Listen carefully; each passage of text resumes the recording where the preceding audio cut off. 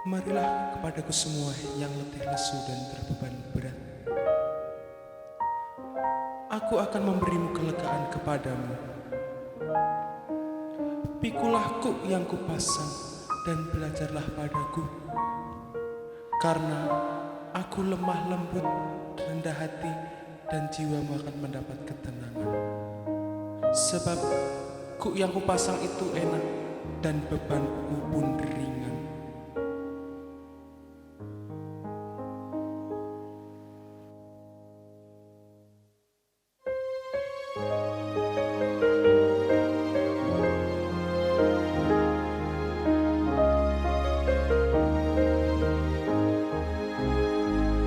Dengan lembut Tuhanku di dalam kasih-Nya, mencari akan daku yang hilang bercela. Bagaimana syukur terdengar seisi dunia menggegar. Kasih-Nya mencari darah melunasi. Ku diraih kembali padanya. Ku selamat oleh rahmat-Nya.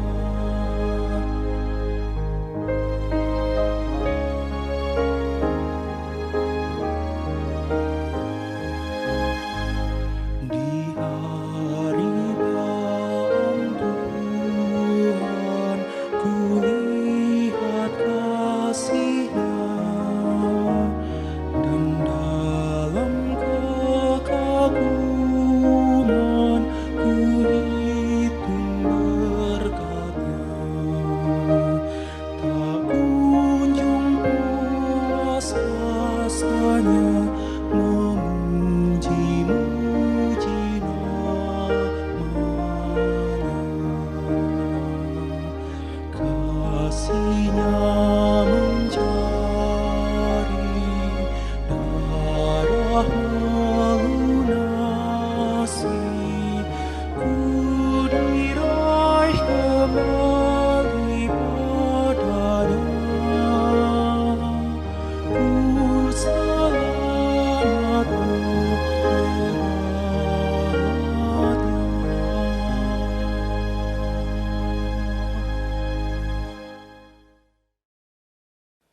Pertolongan kita adalah di dalam nama Tuhan yang menjadikan langit dan bumi, yang kasih setianya tetap untuk selama-lamanya.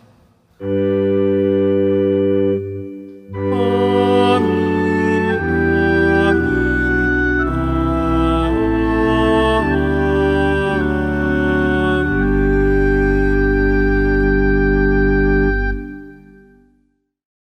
Cinta kasih Kristus memeluk kita semua. dan memeluk kita juga.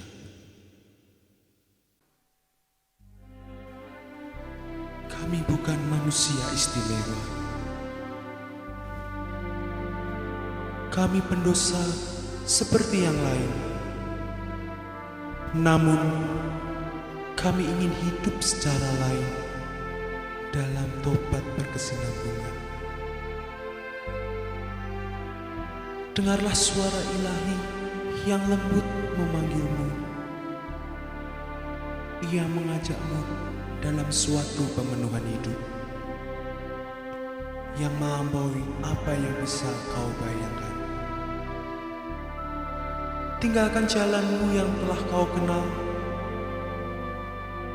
Tempuhlah jalan baru meski tampak sukar. Demi Dia yang memeluk seluruh dunia dan dosa. Demi Dia yang rela memeluk dosa dan derita. Demi Dia yang setia menantimu.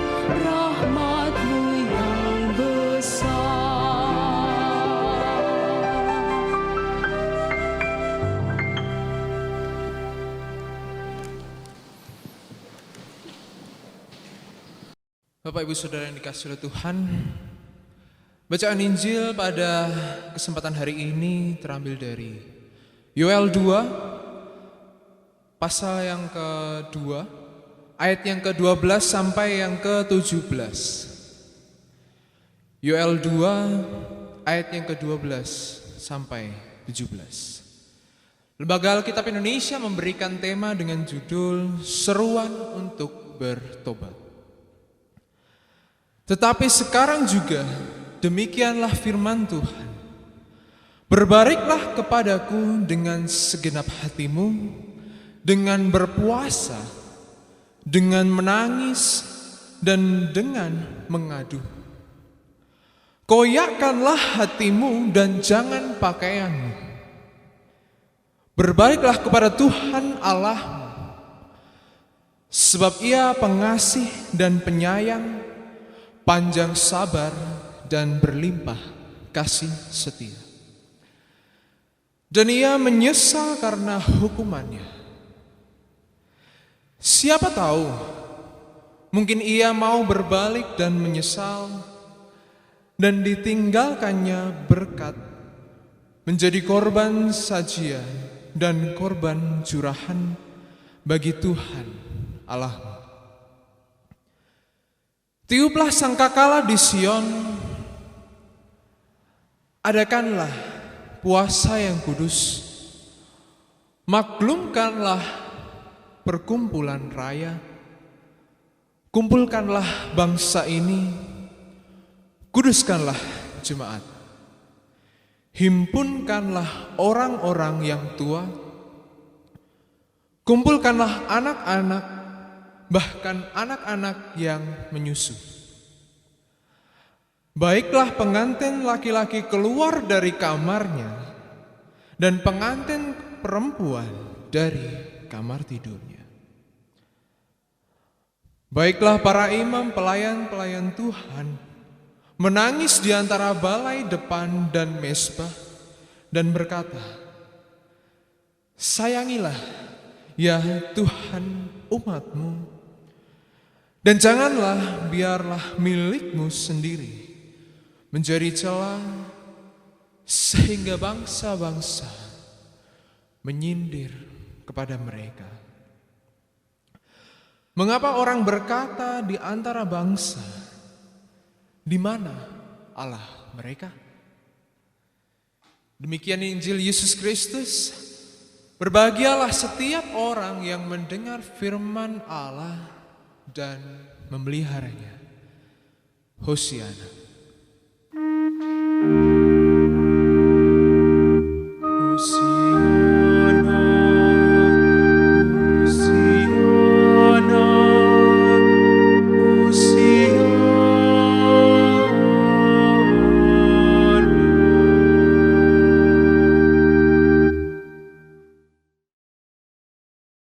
Bapak Ibu yang dikasihi oleh Tuhan Yesus Kristus, senang sekali pada kesempatan hari ini kita bisa dipertemukan di tempat ibadah ini untuk sama-sama bisa bersekutu.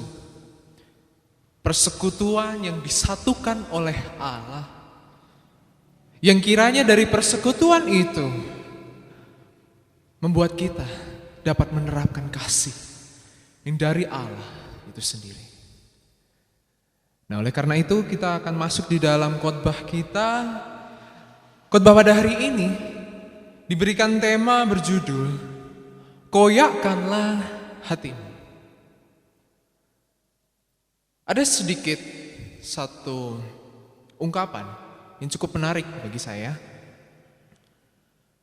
terkhusus juga berhubungan dengan kondisi pandemi saat ini, yaitu swab hatimu dengan firman Tuhan, vaksin jiwamu dengan berdoa.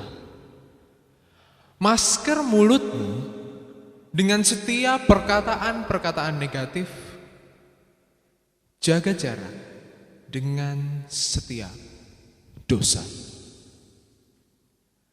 Nah, ini satu refleksi yang sangat menarik Bapak Ibu Saudara, yang dimana sangat berkaitan erat dengan sekarang di masa pandemi ini. Nah, dari refleksi ini ingin dijunjung atau ingin dicapai satu pemahaman bahwa menjaga kesehatan itu tidak cukup sebetulnya. Memang menjaga kesehatan itu penting, tetapi tidak cukup. Harus diikuti dengan jiwa yang sehat. Terkhusus hati kita harus sehat. Nah, satu pemahaman juga seperti yang tadi disampaikan di dalam ungkapan yang pertama, masker. Kita diingatkan untuk bisa menjaga hati, terkhusus di dalam mulut kita. Supaya di dalam masa ini, kita tidak hanya sekedar menjaga lalu menggunakan masker, menerapkan protokol, tetapi juga kita pun perlu menjaga hati kita. Begitupun kita juga menjaga jarak dengan dosa. Karena ketika kita sudah menerapkan apa protokol kesehatan dari pemerintah, ataupun kita juga sudah menjaga diri kita sendiri secara lahiriah, tidak akan membuahkan hasil apa-apa. Ketika yang di batinnya tidak ada perubahan sekalipun.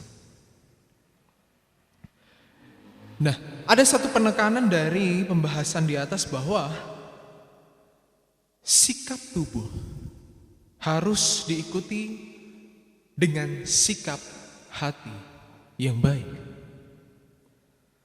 Karena apa artinya menjaga fisik kalau hati pun tidak ikut?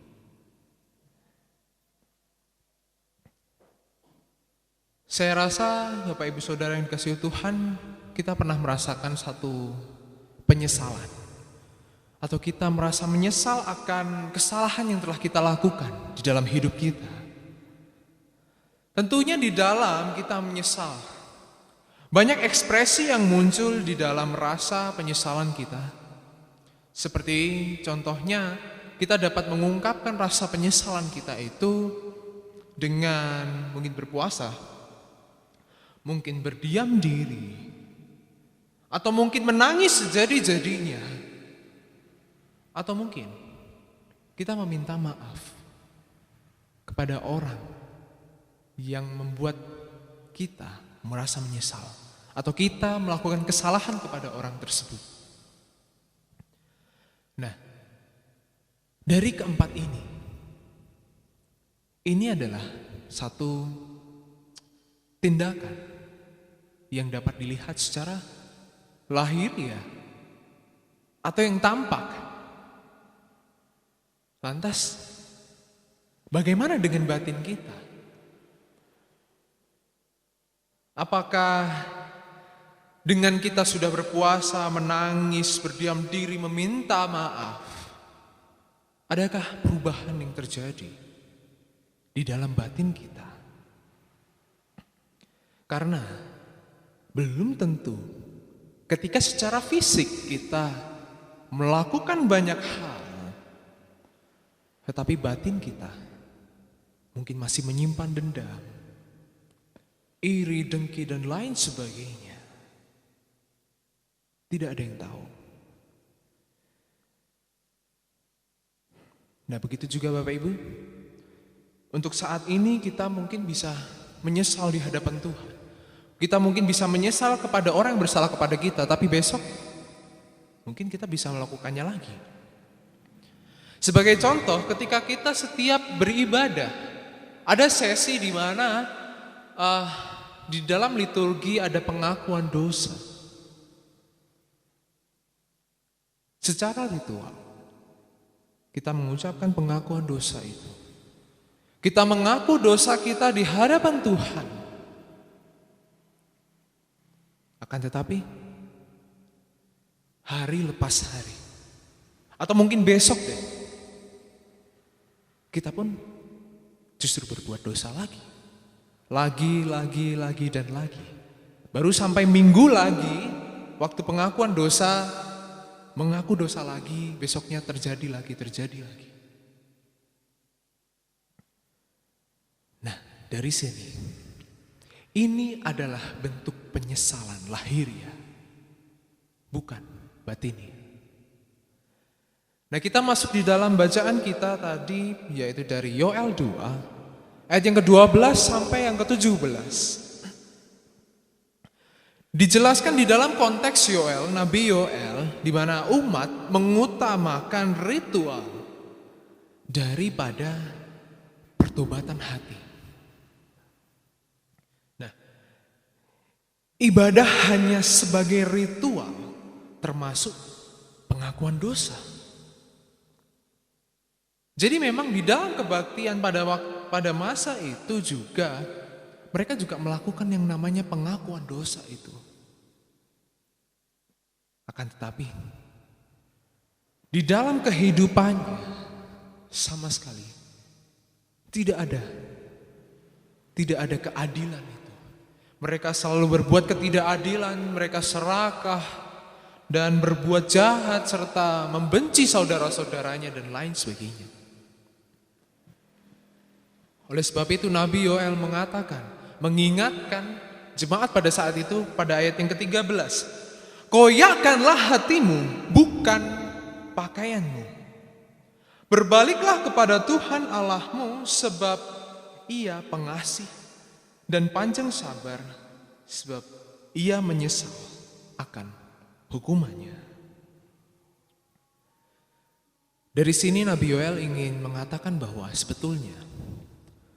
Sebetulnya Nabi Yoel itu tidak bermaksud untuk meniadakan ibadah itu sendiri. Terkhusus di konteks sekarang ya Bapak Ibu, bukan berarti lalu kita tidak perlu ibadah rabu-abu. Yang penting kan hati gitu.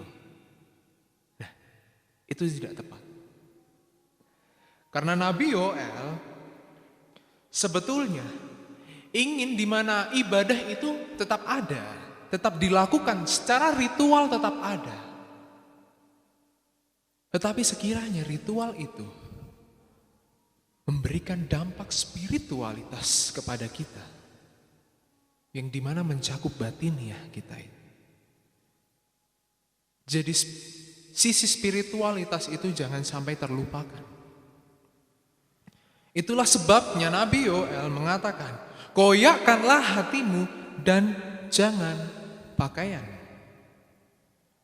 Nah, mungkin bertanya-tanya Bapak Ibu Saudara mengenai kenapa menggunakan istilah koyakkanlah pakaianmu. Dan di dalam tradisi Yahudi ada banyak ritual yang mungkin bicara mengenai perkabungan atau bentuk penyesalan akan dosa-dosa, seperti contohnya berpuasa dan juga salah satunya mengoyakkan pakaian. Inilah sebagai bentuk lahiriah di dalam pengakuan dosa itu sendiri. Umat mengakui keberdosaan di hadapan Allah. Nah, ada satu terjemahan yang menarik bahwa biarkan hatimu hancur, menunjukkan penyesalanmu, mengoyakkan pakaian tidak cukup. Nah, pakaian di sini ini sebetulnya menampakkan sisi lahiriah atau jasmani kita yang terlihat saat ini. Dan bahkan pakaian itu bisa juga seperti halnya topeng untuk berkamuflase, melakukan tipu daya itu sendiri. Nah, di sini Allah menghendaki penyesalan batiniah bukan hanya sekedar lahiriah. Karena lahiriah saja bisa juga digunakan sebagai ajang pamer. Nah, bukannya justru kita menyesali, tetapi digunakan untuk sebagai ajang pamer kesalehan. Nah, inilah yang menjadi bahayanya tindakan kasat mata atau yang terlihat oleh mata. Nabi Yoel menghendaki jangan hanya tindakan lahiriah, melainkan juga batiniah dengan sungguh-sungguh. Nah Bapak Ibu Saudara yang dikasihi Tuhan, sekarang di Rabu Abu ini, apakah kita akan mengoyakkan pakaian kita sebagai bentuk perkabungan itu sendiri? Tentu tidak ya Bapak Ibu Saudara, karena itu adalah konteks pada waktu itu, pada zaman itu tradisi waktu Nabi Yoel. Dan untuk sekarang kita diberikan atau memakai ritual penorehan abu itu sendiri. Nah di dalam penorehan abu, pengolesan abu di dahi itu sebagai bentuk tanda penyesalan kepada Allah. Penorehan abu bukan juga sebagai ajang pamer kesalehan, seperti halnya pengoyakan pakaian itu tadi. Nah, pengolesan abu juga adalah satu simbol gereja, simbol yang mendorong gereja menyadari keberdosaan dan kefanaan diri, juga menjauhkan kita. Maksud saya juga menunjukkan dari penorehan abu tersebut bahwa kita bergantung kepada Allah. Bapak Ibu Saudara yang dikasihi Tuhan, dengan kita sekarang melakukan penorehan abu, maka itu sebagai tanda kita dengan segala kejujuran kepada Allah bahwa sebetulnya kita itu rentan. Kita mudah jatuh di dalam dosa. Oleh karena itu, karena kefanaan dan kerentanan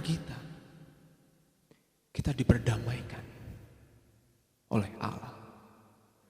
Dengan mengakui kesalahan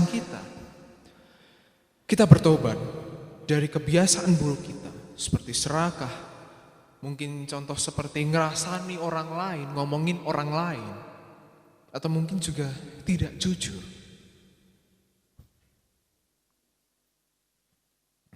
Tetapi juga perlu diingat Bapak Ibu, bahwa penorehan abu hanyalah satu simbol.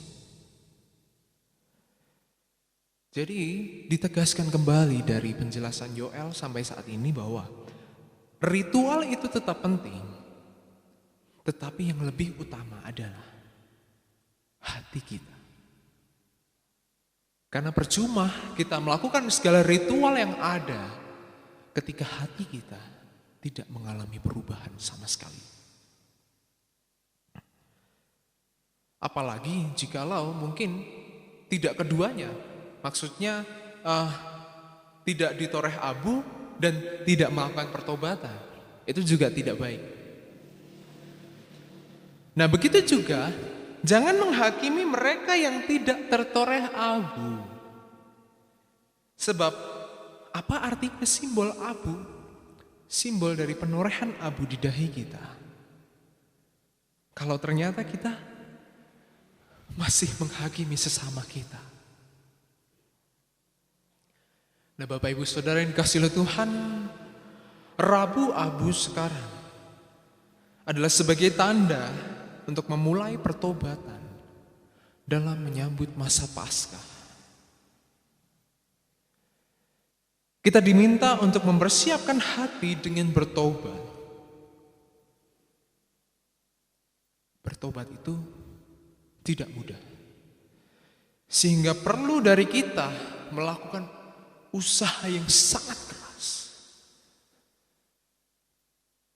Tetapi lantas juga bukan berarti lalu kita mengandalkan diri kita sendiri. Ingat Bapak Ibu Saudara, kita itu rentan. Kita adalah makhluk yang fana. Oleh sebab itu, kita membutuhkan Allah sebagai benteng kita yang akan selalu memampukan kita di dalam kita meniadakan dosa itu. Selamat Rabu Abu, selamat memasuki masa puasa, selamat mengoyakkan hati kita dengan sungguh-sungguh sehingga menjadi berkat. Amin. Saat teduh dimulai.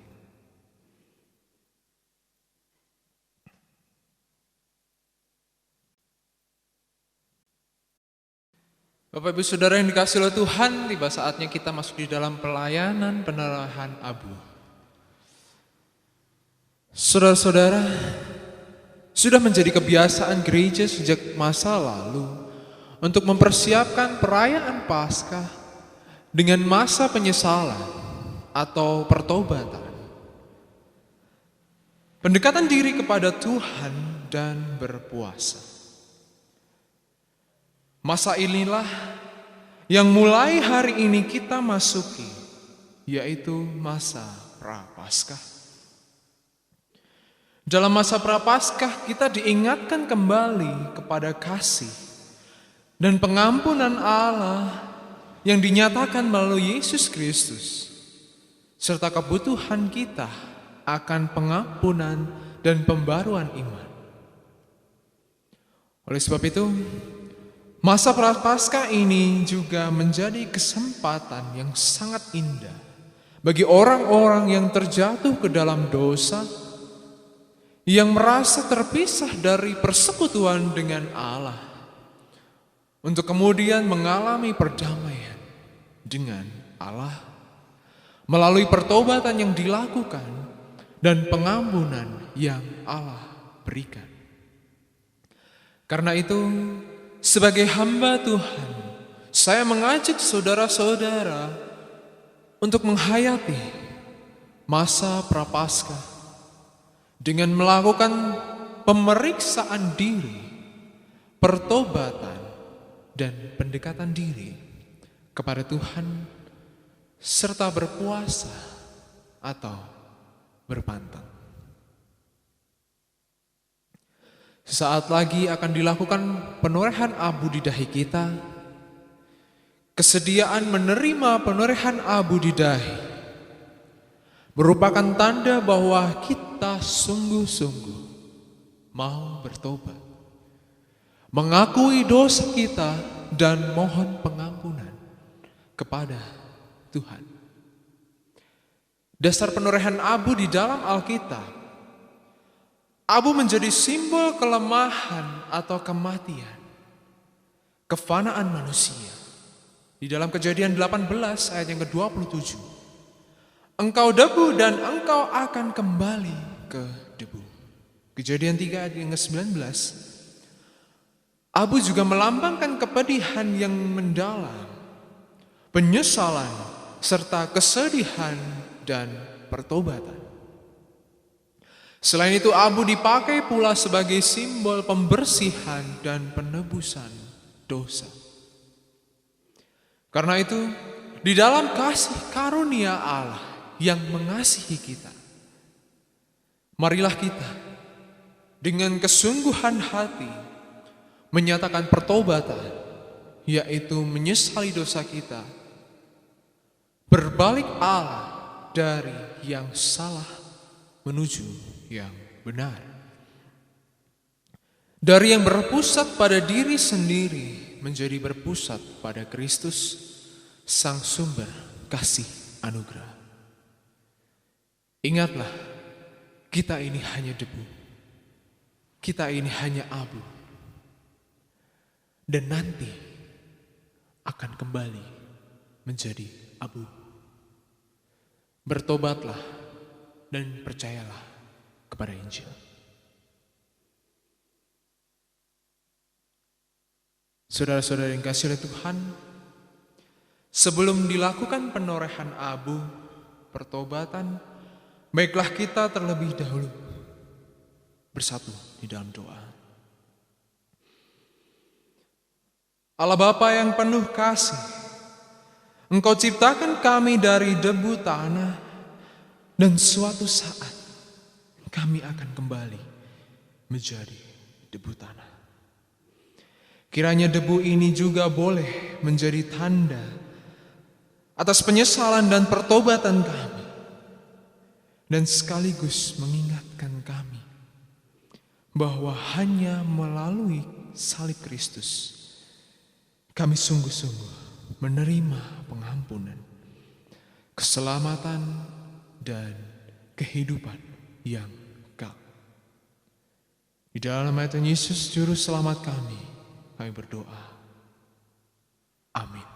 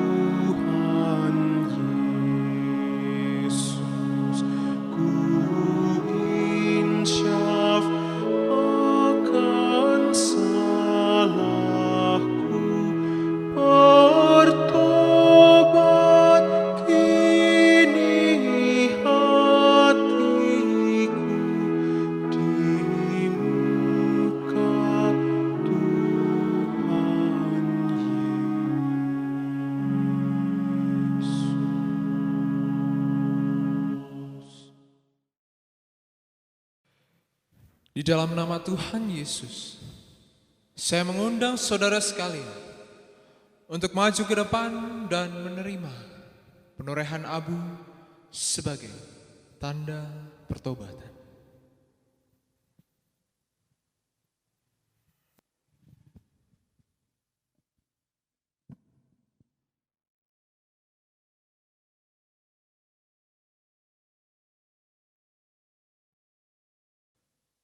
Bertobatlah dan percayalah kepada Injil.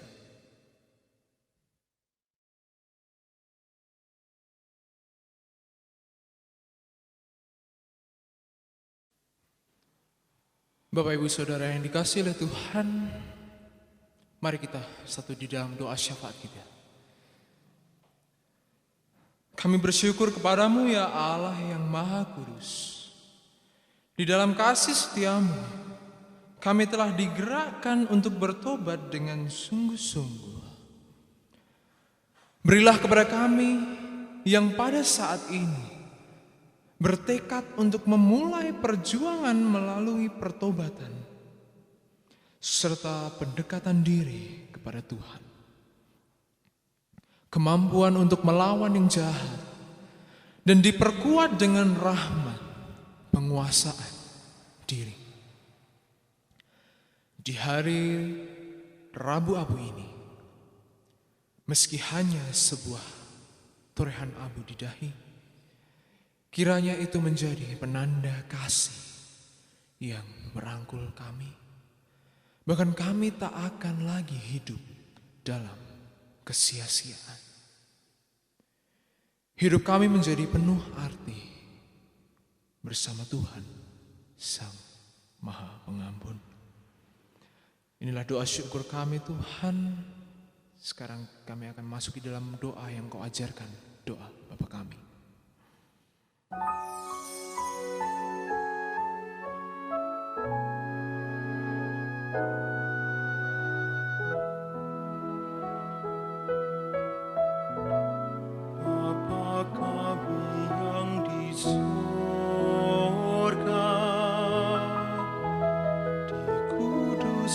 terpujilah nama-Mu. Datanglah kerajaan-Mu, jadilah kehendak-Mu di bumi seperti di surga. Berikanlah kami pada hari ini makanan kami yang secukupnya, dan ampunilah kami akan kesalahan kami, seperti kami juga mengampuni orang yang bersalah kepada kami. Dan janganlah membawa kami ke dalam pencobaan, tetapi lepaskanlah kami daripada yang jahat. Karena Engkaulah yang mempunyai kerajaan dan kuasa dan kemuliaan sampai selama-lamanya.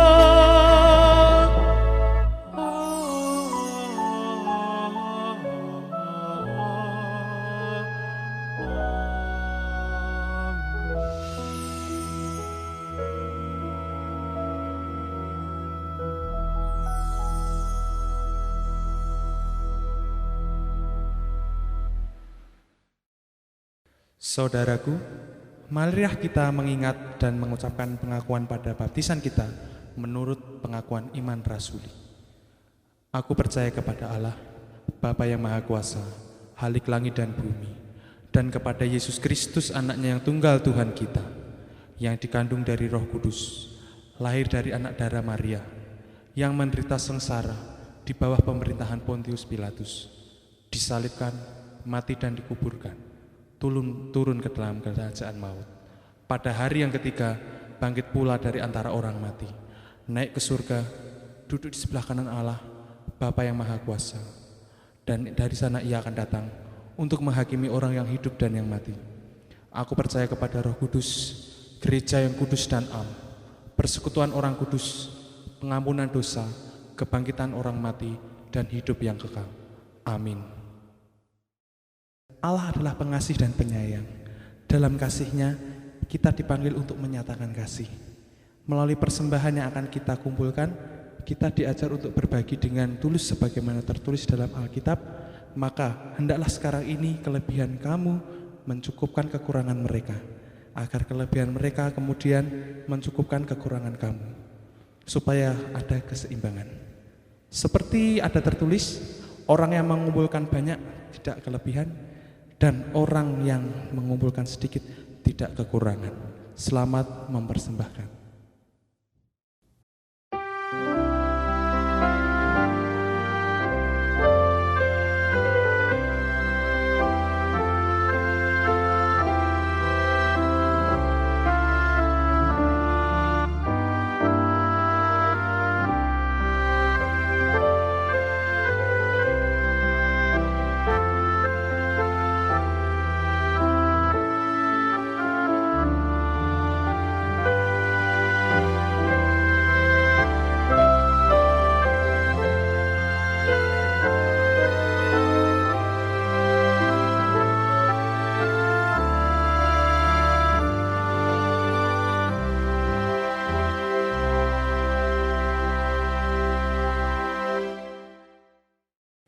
Mari kita berdoa.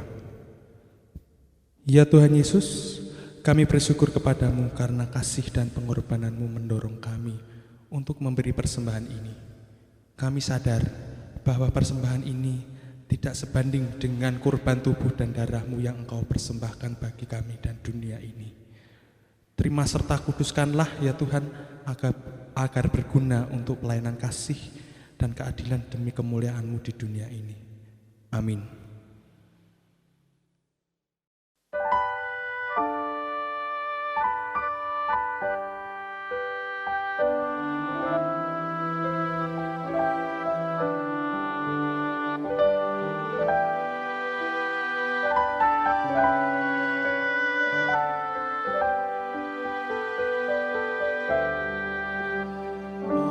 Ajaib benar anugerah pembaru hidupku.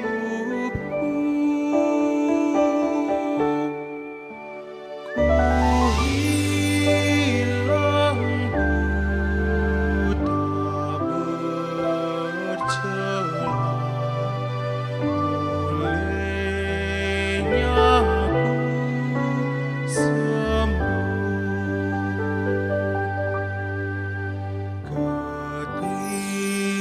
Ketika insafku cemas, sekarang ku lega. Syukur bebanku telah lepas berkat anugerah.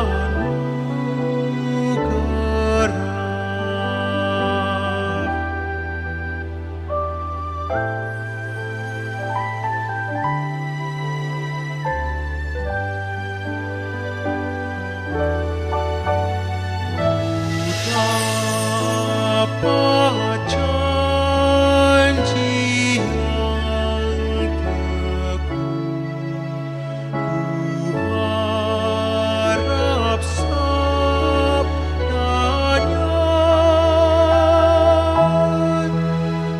dan Tuhanlah perisaiku tetap selamanya.